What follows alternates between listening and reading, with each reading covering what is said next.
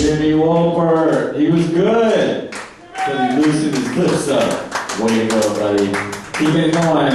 Next up to the stage, Raymond Keith. I roll my good up, roll my khaki, roll my hood up, keep it OG, you know that.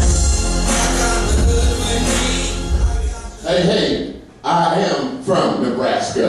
Go Big Red. And the second time I went to Nebraska, I had just gotten out of the Army.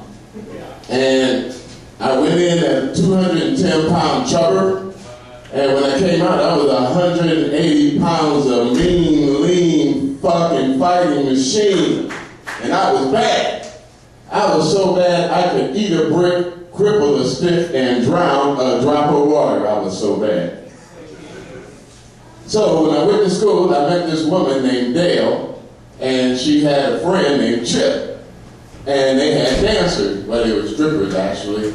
Yeah, I know Chip and Dale, I don't know if they got any money out of it, but what the hell.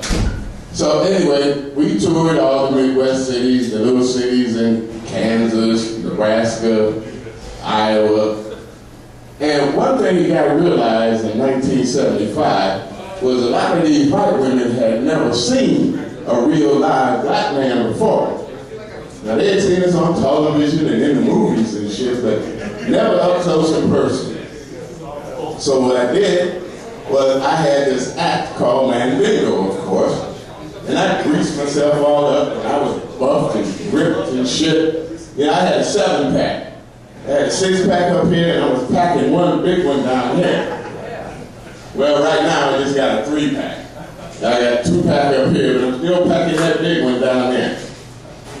So anyway, when we went out, I went and got me this long black rubber dick at one of the sex shops. And I put it in my act. And so, like I say, I came out as Mandingo and shit. And one night I peeked out and there was this big farm girl white woman. I mean, she was about 6'2", about 170 pounds. She could lift tractors and hay, and I could lift my ass too if I got to her. So anyway, I made a deal with the DJ. When I gave him the signal, he was supposed to stop the music. So I came out and I danced around and I did all of this and I was really good. And so when I got to the stage, I kind of went and I bent over so that I could work this dick out. And I gave him the signal and I leaped up and I spun around twice. And when I landed right in front of her. And what I did was I whipped out this dick, and it went boom, and hit the table. I looked over at her, she looked at me, she looked at the dick, and she passed the fuck right out onto the floor. Boom. I looked over at 2 or 3 other women that passed out. I said, no shit. And like I say, since the DJ cut off the music, it was quiet. It was so quiet in there that you could hear a rat piss on cotton. It was so quiet. And so after it was so quiet, and when I looked around, all these women had their mouth open.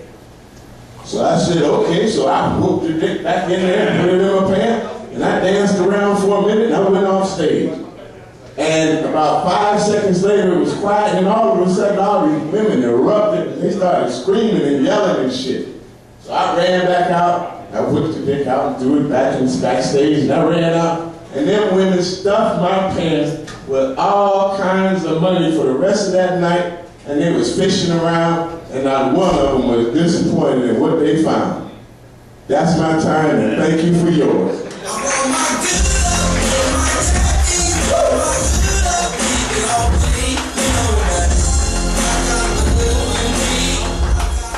Raymond Keith, ladies and gentlemen. Come on back up here, Raymond, and whip your dick out.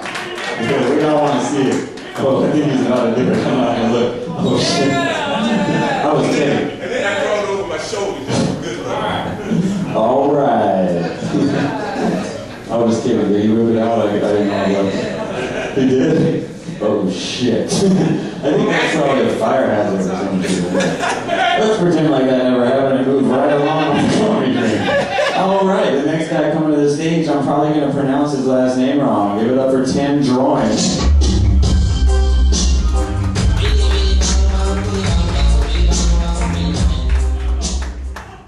Hey, this is my second open mic, and I'm saying that not out of congratulations.